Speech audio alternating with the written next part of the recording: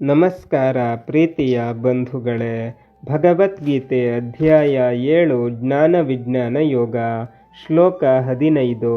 ನಮಾಂ ದುಷ್ಕೃತಿನೋ ಮೂಢ ಪ್ರಪದ್ಯಂತೆ ನರಾಧಮ ಮಾಯೆಯ ಅಪಹೃತ ಜ್ಞಾನ ಆಸುರಂ ಭಾವಮಾಶ್ರಿತ.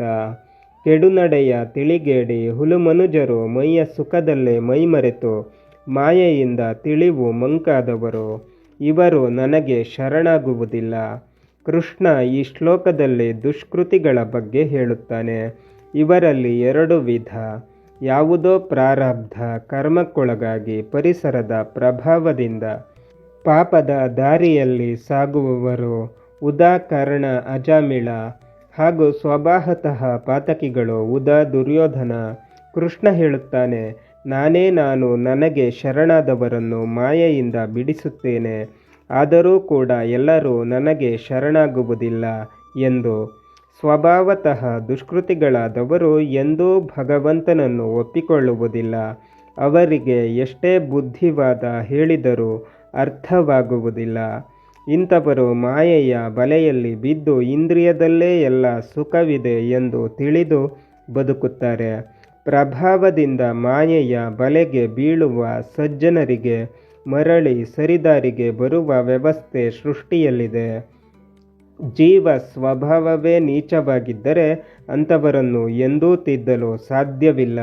ಅವರು ಎಂದೂ ಭಗವಂತನನ್ನು ತಿಳಿಯಲು ಪ್ರಯತ್ನಿಸುವುದಿಲ್ಲ. ಇವರು ದುಷ್ಕೃತ್ಯವೇ ತಮ್ಮ ಕರ್ತವ್ಯ ಎಂದು ತಿಳಿದ ತಿಳಿಗೇಡಿಗಳೆನಿಸುತ್ತಾರೆ.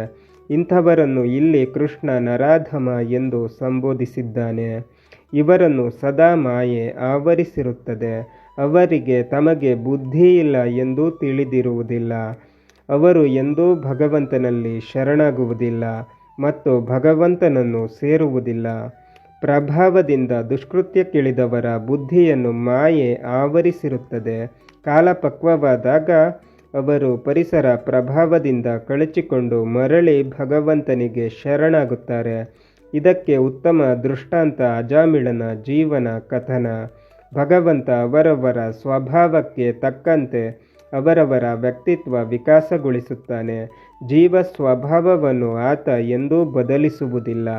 ಪಾಪಿಗಳಾದವರಿಗೆ ಪಾಪದ ಫಲ, ಪುಣ್ಯವಂತರಿಗೆ ಪುಣ್ಯದ ಫಲ. ಈ ವ್ಯವಸ್ಥೆ ಎಂದೂ ಬದಲಾಗುವುದಿಲ್ಲ. ಈ ಕಾರಣದಿಂದ ಪ್ರಪಂಚದಲ್ಲಿ ನಾವು ಎಲ್ಲ ವಿಧದ ಜನರನ್ನು ಕಾಣುತ್ತೇವೆ. ಸಾಮಾನ್ಯವಾಗಿ ಪ್ರಪಂಚದಲ್ಲಿ ಭಗವದ್ಭಕ್ತರು ಮತ್ತು ಜ್ಞಾನಿಗಳು ಅಲ್ಪಸಂಖ್ಯಾತರು. ಯಾವ ಕಾಲದಲ್ಲೂ ಕೂಡ ಇವರು ಬಹುಸಂಖ್ಯೆಯಲ್ಲಿ ಇರುವುದಿಲ್ಲ. ಹರಿಕಥಾಮೃತ ಸಾರದಲ್ಲಿ ದಾಸರು, ಸತ್ವರು, ತಾಮಸರು ಮತ್ತು ರಾಜಸರ ಬಗ್ಗೆ ಈ ರೀತಿ ಸೊಗಸಾಗಿ ಹಾಡಿದ್ದಾರೆ. ಸತ್ವಸತ್ವರು, ಸತ್ವರಾಜಸ, ಸತ್ವತಾಮಸ ಮೂವರು. ರಜಸತ್ವಾಧಿಕಾರಿಗಳು ಭಗವದ್ಭಕ್ತರೆನಿಸುವರು. ನಿತ್ಯಬದ್ಧರು ರಜೋರಜರುತ್ಪತ್ತಿ ಭೂಸ್ವರ್ಗದೊಳು ನರಕದಿ ಪೃಥ್ವಿಯೊಳು ಸಂಚರಿಸುತ್ತಿಪ್ಪರು ರಾಜಸ್ತಾಮಸರು. ತಮಸ್ಸಾತ್ವಿಕರೆನಿಸಿಕೊಂಬರು ಅಮಿಥನಾಖ್ಯಾತ ಸುರರಗಣ. ತಮೋರಾಜಸರೆನಿಸಿಕೊಂಬರು ದೈತ್ಯ ಸಮುದಾಯ. ತಮಸ್ತಾಮಸ ಕಲಿಪುರಂದ್ರಿಯು ಅಮಿತ ದುರ್ಗುಣಪೂರ್ಣ. ಸರ್ವಧರ್ಮರೊಳಧ ಮಾಧ ಮಧುರ ಆತ್ಮನು ಕಲಿಯೆನಿಸಿಕೊಂಬ. ಮಾಯೆಯ ಪ್ರಭಾವ ನಮ್ಮ ಮೇಲೆ ಕಾಲಕ್ಕನುಗುಣವಾಗಿರುತ್ತದೆ. ಸಾತ್ವಿಕ ಯುಗದಲ್ಲಿ ಸಾತ್ವಿಕ ಸ್ವಭಾವ ಎಷ್ಟು ಬಲಿಷ್ಠ ಎಂದರೆ ಅದು ಸಾತ್ವಿಕರು ತಾಮಸ ಪ್ರಭಾವಕ್ಕೆ ಒಳಗಾಗದೆ ಶುದ್ಧವಾಗಿರುವಂತೆ ಮಾಡುತ್ತದೆ.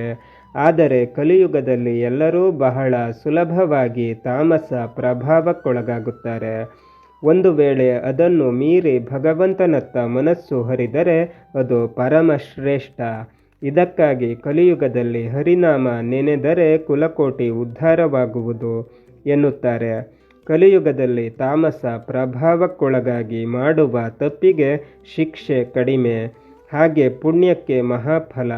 ದುಷ್ಕೃತಿಗಳ ಬಗ್ಗೆ ವಿವರಿಸಿದ ಕೃಷ್ಣ ಪುಣ್ಯವಂತ ಸಜ್ಜನರ ವಿಧವನ್ನು ಮುಂದಿನ ಶ್ಲೋಕದಲ್ಲಿ ವಿವರಿಸುತ್ತಾನೆ. ಶ್ಲೋಕ 16. ಚತುರ್ವಿಧ ಭಜಂತೆ ಮಾಂ ಜನ ಸುಕೃತಿ ನೋ ಅರ್ಜುನ.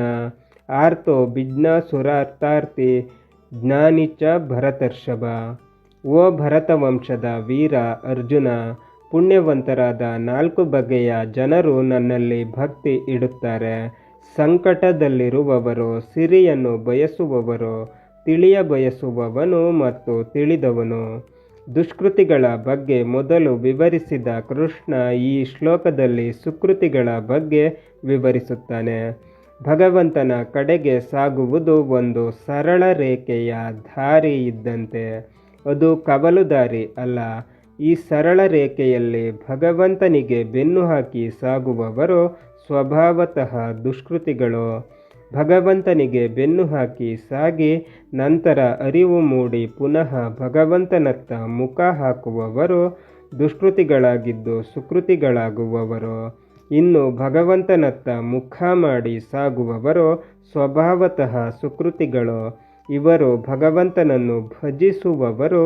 ಈ ಸುಕೃತಿಗಳಲ್ಲಿ 4 ವಿಧ: ಆರ್ತ, ಬಿಜ್ನಾಸು, ಅರ್ಥ, ಅರ್ಥಿ, ಜ್ಞಾನಿ. ಕೃಷ್ಣ ಹೇಳುತ್ತಾನೆ, ನನ್ನನ್ನು 4 ವಿಧದಲ್ಲಿ ಭಜಿಸುವ ಸುಕೃತ ಜನರಿದ್ದಾರೆ ಎಂದು.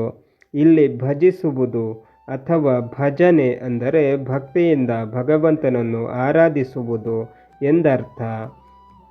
ಭಜ ಸೇವಾಯಾಮ್ ಧಾತು, ಭಗವಂತನನ್ನು ಎಲ್ಲವುದಕ್ಕಿಂತ ಹಿರಿದಾಗಿ ಮತ್ತು ಹೆಚ್ಚಾಗಿ ಪ್ರೀತಿಸಿ ಆ ಪ್ರೀತಿಗೆ ತಕ್ಕಂತೆ ನಡೆದುಕೊಳ್ಳುವುದು ಭಜನೆ. ಈ ರೀತಿ ಭಜಿಸುವವರಲ್ಲಿ ಮೊದಲನೆಯವರು ಆರ್ತರು. ಮನುಷ್ಯ ಯಾವುದೋ ಒಂದು ತೊಂದರೆಗೆ ಸಿಕ್ಕಿಕೊಂಡಾಗ, ದುಃಖಕ್ಕೊಳಗಾದಾಗ ಪರಿಹಾರ ಕೋರಿ ದೇವರಲ್ಲಿ ಪ್ರಾರ್ಥನೆ ಮಾಡುತ್ತಾನೆ. ಇದು ಆರ್ಥ ಭಕ್ತಿ. ಈ ಭಕ್ತಿಯಲ್ಲಿ ಅತ್ಯಂತ ಕೆಳಮಟ್ಟದಿಂದ ಅತ್ಯಂತ ಶ್ರೇಷ್ಠ ಮಟ್ಟವನ್ನು ಕಾಣಬಹುದು. ಕಷ್ಟ ಬಂದಾಗ ದೇವರನ್ನು ಆರ್ತನಾಗಿ ಭಜಿಸಿ, ಸುಖ ಬಂದಾಗ ಸಂಪೂರ್ಣ ಮರೆತರೆ, ಸಂಕಟ ಬಂದಾಗ ವೆಂಕಟರಮಣ ಎನ್ನುವಂತೆ ಅದು ಅತ್ಯಂತ ಕೆಳಮಟ್ಟದ ಆರ್ತ ಭಕ್ತಿಯಾಗುತ್ತದೆ. ಆರ್ತ ಭಕ್ತಿಯಲ್ಲಿ ಅತ್ಯಂತ ಶ್ರೇಷ್ಠ ಮಟ್ಟದ ಭಕ್ತಿಗೆ ಉತ್ತಮ ದೃಷ್ಟಾಂತ ದ್ರೌಪದಿ. ಸಭೆಯಲ್ಲಿ ಆಕೆಯ ಮಾನಭಂಗ ಪ್ರಸಂಗ ಎದುರಾದಾಗ ಆಕೆ ಕೃಷ್ಣನನ್ನು ಆರ್ತನಾದದಿಂದ ಕೂಗಿ ಭಜಿಸುತ್ತಾಳೆ. ಇಲ್ಲಿ ದ್ರೌಪದಿ ಕೃಷ್ಣನನ್ನು ನಿರಂತರ ಭಜಿಸುತ್ತಿದ್ದಳು ಎನ್ನುವುದನ್ನು ನಾವು ಮರೆಯಬಾರದು.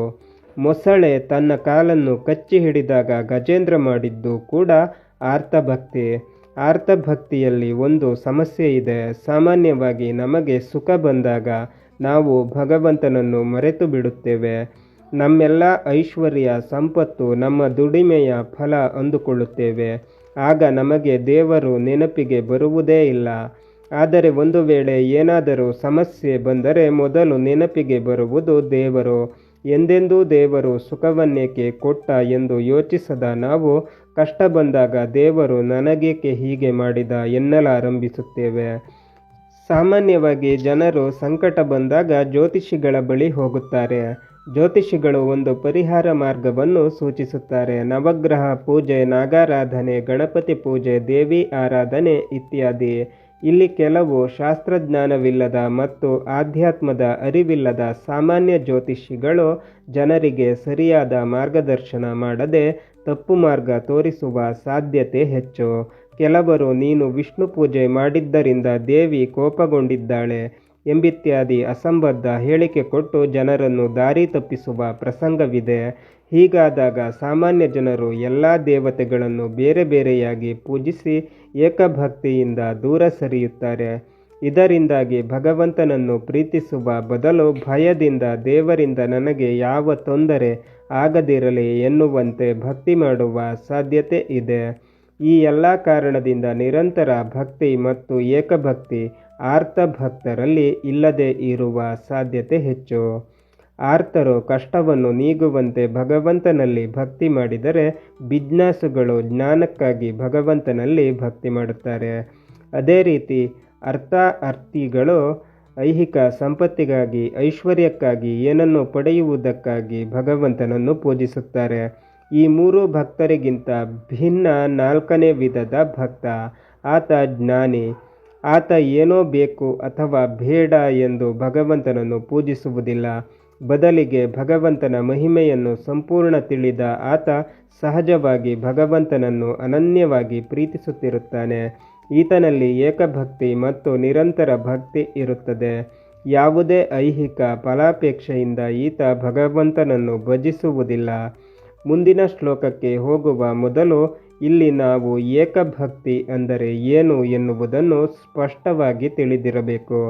ಏಕಭಕ್ತಿ ಎಂದರೆ ಎಲ್ಲ ದೇವತೆಗಳನ್ನು ಗುರು ಹಿರಿಯರನ್ನು ನಿರ್ಲಕ್ಷಿಸಿ ಕೇವಲ ಭಗವಂತನನ್ನು ಪೂಜಿಸುವುದಲ್ಲ. ಒಂದು ವೇಳೆ ನಾವು ಹೀಗೆ ಮಾಡಿದರೆ ಅದು ಭಗವಂತನನ್ನು ಅವಮಾನ ಮಾಡಿದಂತೆ. ಉದಾಹರಣೆಗೆ, ನಮಗೆ ಯಾವುದೋ ತೊಂದರೆ ಬಂದಾಗ ಜ್ಯೋತಿಷಿಯೊಬ್ಬರು ನವಗ್ರಹ ಶಾಂತಿ ಮಾಡಿಸಿ ಪರಿಹಾರವಾಗುತ್ತದೆ ಎಂದು ಹೇಳುತ್ತಾರೆ. ಹೀಗೆ ಹೇಳಿದಾಗ ನಾವು ಅದನ್ನು ನಿರ್ಲಕ್ಷಿಸಿ ಕೇವಲ ಭಗವಂತನನ್ನು ಮಾತ್ರ ನಾನು ಭಜಿಸುತ್ತೇನೆ, ಭಗವಂತನ ಅಧೀನ ದೇವತೆಯ ಪೂಜೆಯ ಅಗತ್ಯವೇನು ಎಂದು ತಿಳಿದುಕೊಂಡರೆ ಅದು ತಪ್ಪಾಗುತ್ತದೆ. ನವಗ್ರಹಗಳ ಪರಿವಾರ ಸಹಿತನಾಗಿ ಕೂತ ಭಗವಂತನಿಗೆ ಮಾಡುವ ಪೂಜೆ ನವಗ್ರಹ ಪೂಜೆ. ಇದು ಯಾವುದರಿಂದ ಸಮಸ್ಯೆ ಬಂತೋ ಅದರ ಮುಖಂಡನಾಗಿ ಕುಳಿತ ಭಗವಂತನ ಪೂಜೆ. ಭಗವಂತನ ಸಮಸ್ತ ಪರಿವಾರದ ವೈಭವವನ್ನು ನೆನೆಸಿಕೊಂಡು ಯಾವುದೇ ಪೂಜೆ ಮಾಡಿದರೂ ಅದು ಶ್ರೇಷ್ಠ ಪೂಜೆ ಎನಿಸುತ್ತದೆ. ಸಮಸ್ತ ದೇವತೆಗಳ ಸಹಿತನಾದ ಭಗವಂತನ ಉಪಾಸನೆಯೇ ಏಕಭಕ್ತಿ. ಭಗವಂತ ಏಕಾಕಿ ಅಲ್ಲ, ಆತ ಅನಂತ ಪ್ರಜಾಪತಿ. ಆದ್ದರಿಂದ ಭಗವಂತನನ್ನು ಪ್ರಧಾನವಾಗಿಟ್ಟುಕೊಂಡು ಇತರ ದೇವತೆಗಳನ್ನು ಭಗವಂತನ ಪರಿವಾರವಾಗಿ ತಿಳಿದು ನಿಷ್ಠೆಯಿಂದ ಪೂಜಿಸಬೇಕು. ಇದು ದೇವರನ್ನು ಸೇರಲು ನಮಗೆ ಮಾರ್ಗದರ್ಶನ ಮಾಡುವ, ದೇವತೆಗಳು ಇಷ್ಟಪಡುವ ಅತಿ ಶ್ರೇಷ್ಠ ಭಕ್ತಿ. ಒಂದು ವೇಳೆ ನಾವು ಭಗವಂತನನ್ನು ಮರೆತು ಕೇವಲ ಒಂದು ದೇವತೆಯನ್ನು ಪೂಜಿಸಿದರೆ ಆ ದೇವತೆ ನಮ್ಮ ಪೂಜೆಯನ್ನು ಸ್ವೀಕರಿಸುವುದಿಲ್ಲ. ಪೂಜೆ ಪರಿಪೂರ್ಣವಾಗಬೇಕಾದರೆ ನಾವು ಏಕಭಕ್ತಿಯನ್ನು ಭಗವಂತನಲ್ಲಿ ತೋರಬೇಕು.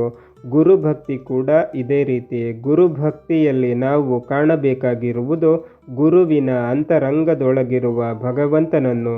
ಜ್ಞಾನಿ ಎಲ್ಲವುದರಲ್ಲೂ ಅದರ ಅಂತರ್ಯಾಮಿಯಾದ ಭಗವಂತನನ್ನು ಕಾಣುತ್ತಾ ಐಹಿಕ ಫಲಾಪೇಕ್ಷೆ ಇಲ್ಲದ ಏಕಭಕ್ತಿ ಮತ್ತು ನಿರಂತರ ಭಕ್ತಿಯನ್ನು ರೂಢಿಸಿಕೊಂಡಿರುತ್ತಾನೆ. ಬಂಧುಗಳೇ, ಭಗವದ್ಗೀತೆ ಮುಂದುವರಿಯುತ್ತದೆ. ಅಲ್ಲಿಯ ತನಕ ನಮ್ಮ ಚಾನಲನ್ನು ನೋಡ್ತಾ ಇರಿ. ಎಲ್ಲ ವಿಡಿಯೋಗಳನ್ನು ನೋಡಿ, ಶೇರ್ ಮಾಡಿ, ಲೈಕ್ ಮಾಡಿ, ಕಮೆಂಟ್ ಮಾಡಿ, ಹಾಗೆ ನಮ್ಮ ಚಾನಲನ್ನು ಸಬ್ಸ್ಕ್ರೈಬ್ ಮಾಡಿ.